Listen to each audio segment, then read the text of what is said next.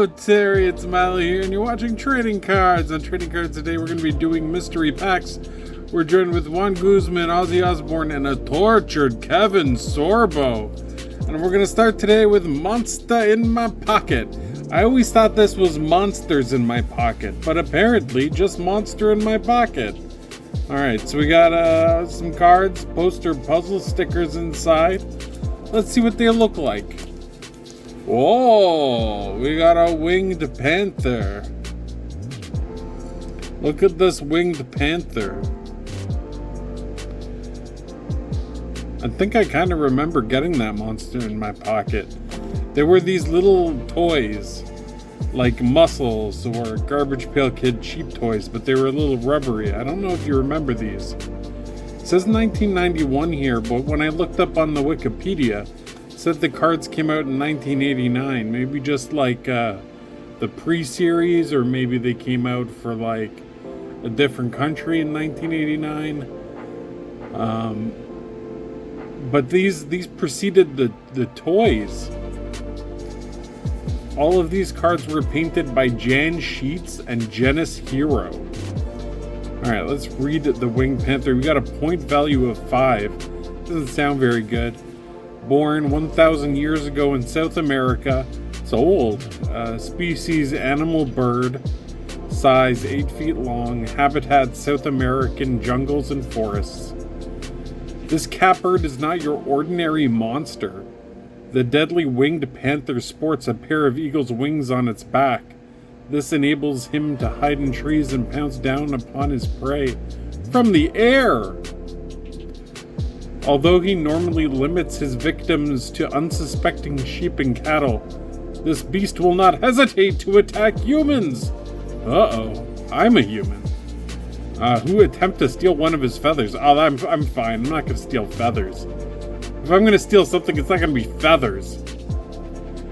For once a feather is removed from his wings, this plucked plumage turns into gold. Oh, I see. I see what's going on here. Yeah, maybe I would take one of those. This cat may have 9 lives, but you've only got 1. Are you willing to risk it for a biscuit? Maybe. Depends how tasty that biscuit is. Mr. Sorbo, hold this for me. And then we have Mummy. It's not my mummy. Maybe it's your mummy. Your mummy look like this? Is this your mummy? Point value 5. Same point value as Winged Panther. Species, reanimated corpse. I didn't know that was a species. Died in ancient Egypt 3,700 years ago. Reborn in 1921 for Universal Pictures. Size 6 feet tall. Habitat the Egyptian pyramids. Wrapped in tattered rags, the mummy was buried alive in Egypt over 3,700 years ago. His airtight coffin was later discovered by archaeologists who failed to heed the Do Not Disturb sign, a fatal mistake. This powerful monster brutally strangled these intruders, and now roams the countryside in search of those who buried him thousands of years ago. He will never find them, because they are corpses, not reanimated. Alright, Juan Guzman, hold this for me. Charon? I think I went to school with this guy. Point value 5. Humanoid, 5th century BC, 6 feet tall. Get out. Maybe he wrote this himself. I don't think so, pal. Habitat on the edge of the underworld. This monster brings new meaning to the words mass transit. He ferries the souls of the dead across the river Styx to the underworld. Charon is perfect for this job. He's grotesque. He's a grotesque, dirty old man with bright red eyes and a bad attitude, and rates a big 0 on the personality scale. I didn't know we were scaling those personalities. You better work on mine. I don't know. This guy looks like he's got personality. This guy, you'd hang out with this guy? It looks like a guy I've seen at the comic book store before. And I went to school with him. And then what do we got here? Some puzzle pieces? So that's what the actual toys look like. You got a checklist. Oh, it's a sticker. the puzzle's a sticker. Looks like we got something like this. How many pieces? Like this? I don't know. Oh, wow. It's a 4x6 puzzle. Ain't nobody got time for that. I would love to see this one completely done, but it is not to be. Alright, the next two packs I'm going to do with Garbage Pail Kids Chrome. We're going to look at Series 5 versus Series 6. Big thanks to Zach's Collections for providing us with this pack of Series 6. And I also wanted to tell you about an event that's coming up September 13th that celebrates the Garbage Pail Kids. Terry Gordon is running this event called Canadian Garbage. It's at Eyesore Cinema. Doors open at 5 p.m. They're going to have vendors there that sell Garbage Pail Kids as well as non-sports cards. Terry is a sketch card artist for Topps Garbage Pail Kids. There's going to be another sketch card artist there. I found out that they're doing commissions at the event. The collective is going to be there selling cards. I think a couple more vendors. And then the best part, at about 9 o'clock, they're going to be showing the Garbage Pail Kids movie. You can go to this event. It's a $5 entry fee. It gets you into the movie, as well as to see the vendors and meet the artists. I'm going to be there as well. And Gourmet might be there as well. Just hanging out, having a meal. We got Condo Mini on the refractor. So sparkly. Fried Franklin. And I'm gonna bring my my trading card binder to this event. So if you see me and you want to trade cards with me, or if you just want to check out my sweet trading card binder, let me know. Well, look at that. We got a refractor and a cracked ice of Clark Chrome. That's pretty sweet. On the back, it's Boney Joni, aka Thin Lin. I think these were my favorites, and also they happen to be the refractor and the cracked ice parallel. That's pretty cool. And we got 5 cards in that 4-card pack. Let's take a look at Series 6, Caspa Gaspa. I know what I'd be talking about around this water cooler. There's a dying baby inside. We got Out of Whack. Oh, another refractor. 2 packs in a row. Rejected by 216. I don't know what that means.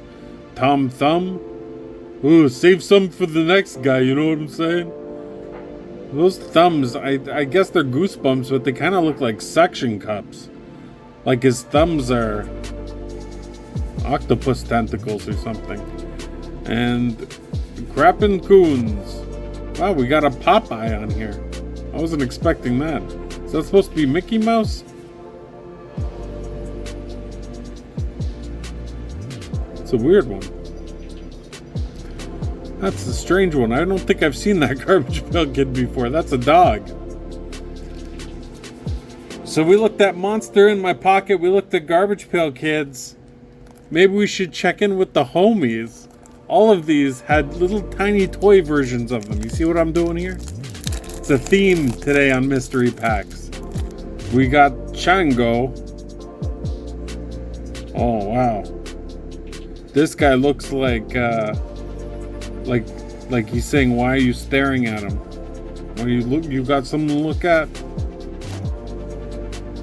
Chango means monkey, and that is what this character looks and acts like. With incredible attitude in his expression, Chango is in everyone's business and doesn't care who likes it. If you look at him, he wants to know what the hell you're looking at. That's what I said! That's what I said he looks like! That's funny. Mr. Raza. Got Mr. Raza just walking the dog.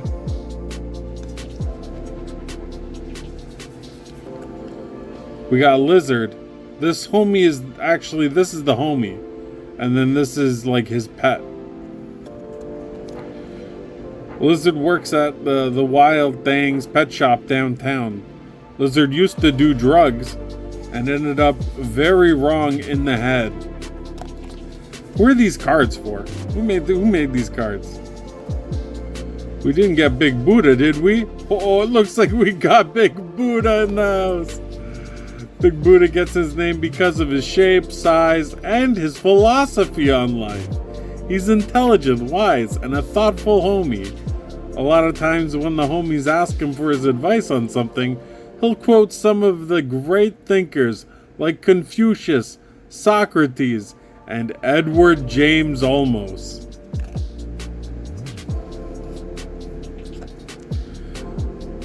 We got Cruiser. You ever see that movie Clerks by Kevin Smith? And Randall comes wrangling in? That's what it looks like. Here comes Randall. He's a berserker. Cruiser is a super cool homie that considers himself to be God's gift to the lowrider world. Oh, this is from that movie Smiley. They're making a Smile 2. I'm excited. I'll check that out. And we got Right Eye, because you can't see her left eye, because of her beautiful hair. Homegirls call Right Eye because of her hair is always covering one eye. Duh. And another thing they make toys for is the movie Spider-Man 2. This was the second of the Spider-Man movies. Some say the best of the original trilogy with Tobey Maguire, because people love Dr. Octopus, man. They go nuts for him. They're like Alfred Molina. Wah! This is from Pride and Prejudice, I think. Mary Jane's Big Break. Just gonna separate the cards. Oh boy, we got some damage there.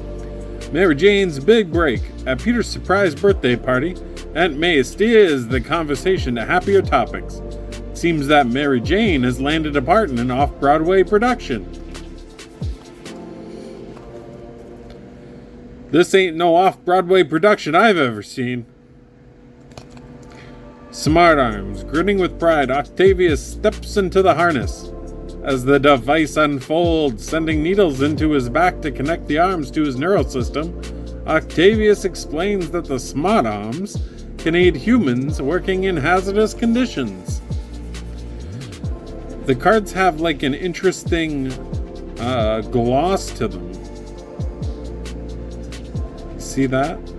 It's got that, it's got an etching. I thought it was a gloss, but it's more like an etching. Of webs. I wonder what that's all about. What's the reference? Thirst for revenge. Big Apple dreads spider bite.